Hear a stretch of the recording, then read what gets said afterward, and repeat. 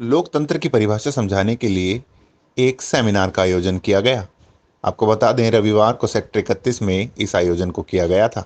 जाने माने लेखक रघु ठाकुर, राज्यसभा सांसद सुशील गुप्ता समेत कई राजनीतिक हस्तियों ने इसमें शिरकत की। लोकतंत्र को बचाने की कवायद में करीब 300 से ज्यादा लोग जुटे। जो गिरफ्तारी हुई है उसके बाद जो हाईकोर्ट ने जो याचिका भी खारिज कर दी, इस पर आप क्या कहेंगे? मनीष सिसोदिया जी का केस सुप्रीम कोर्ट में चल रहा है और सुप्रीम कोर्ट ने बड़े स्पष्ट शब्दों में ये कहा है कि ये केस मनी ट्रेल इसमें कहीं नहीं है। ये केस जब न्यायालय के अंदर चलेगा तो 2 मिनट भी चल नहीं पाएगा, क्योंकि इस केस के अंदर कोई दम नहीं।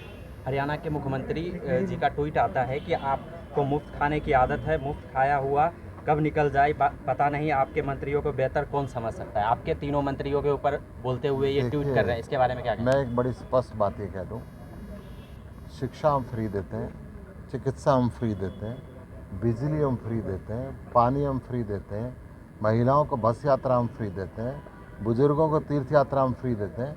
उसके बाद भी 8,200 करोड़ रुपए कमा के सालाना सरकार के खजाने में जमा करते हैं। खट्टर साहब से मैं पूछना चाहता हूँ, ना आप शिक्षा देते, ना आप चिकित्सा देते, ना आप बिजली देते, ना आप पानी देते, ना आप किसान का ख्याल रखते, ना महिला का ख्याल रखते, ना रोजगार देते, और 50,000 करोड़ रुपए का घाटा हर साल करते हैं। 3 लाख करोड़ रुपए का कर्ज आपने हरियाणा के ऊपर कर रखा है। पैसा गया कहाँ? इसका हिसाब जनता लेगी 2024 के चुनाव के बाद। दूसरा एक और सवाल है कि दिल्ली में जैसे आप कहते हैं कि फ्री की हमने बहुत सारे स्कूल की व्यवस्थाएं कराई, ये सारी व्यवस्थाएं कराई। दिल्ली के सीपी में अभी बीजेपी के द्वारा वहाँ पे जो घर बनाया गया था अरविंद केजरीवाल जी के द्वारा, उस घर को प्रदर्शनी के रूप में रखा गया है। वहाँ पे जब सवाल पूछा गया तो वहाँ पे बीजेपी के कार्यकर्ता ये कह रहे हैं, उन्होंने बोला था कि मैं फ्री का कुछ भी नहीं लूँगा, मैं अपने लिए घर नहीं बनाऊँगा, अपने लिए सिक्योरिटी नहीं लूँगा, लेकिन आज तो ये आपकी 40 करोड़ जानकारी, मैं आपकी जानकारी के लिए बता दूं, ये मुख्यमंत्री का घर है, मुख्यमंत्री के सचिवालय का घर है, ये अरविंद केजरीवाल का घर नहीं है। जो भी दिल्ली की जनता मुख्यमंत्री चुनेगी वो वहाँ रहेगा।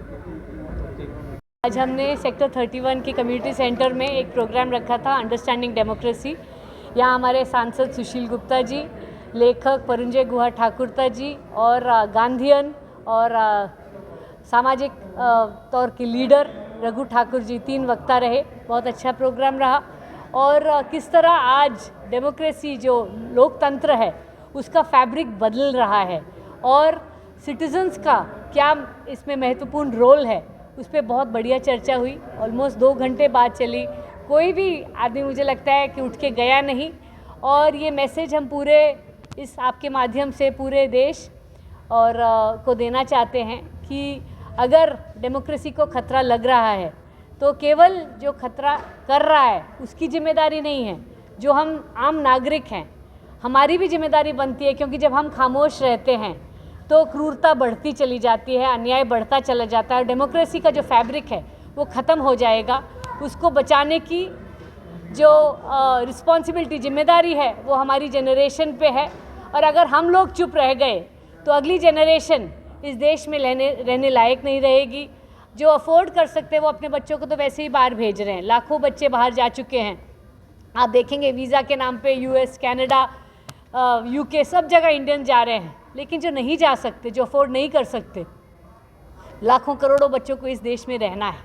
और इस देश को हम ऐसे ये छोड़ के नहीं जा सकते कि भाई हमें क्या फ़र्क पड़ता है, हमारे बच्चे तो अच्छे से पढ़ ही जाएंगे। हमारी ये जिम्मेदारी बनती है एक नागरिक के रूप में कि देश में संविधान रहे, डेमोक्रेसी रहे, और डेमोक्रेसी की अगर हत्या हमारे जीवन काल में हो तो हम चुप ना रहें। जय। और वहीं डॉक्टर सारिका वर्मा, जो कि आम आदमी पार्टी से हैं, उनका साफ तौर पर कहना था कि लोकतंत्र बचाने के लिए युवा वर्ग को आगे आना पड़ेगा, तभी हमारे इस देश की लोकतंत्र की रक्षा हो पाएगी।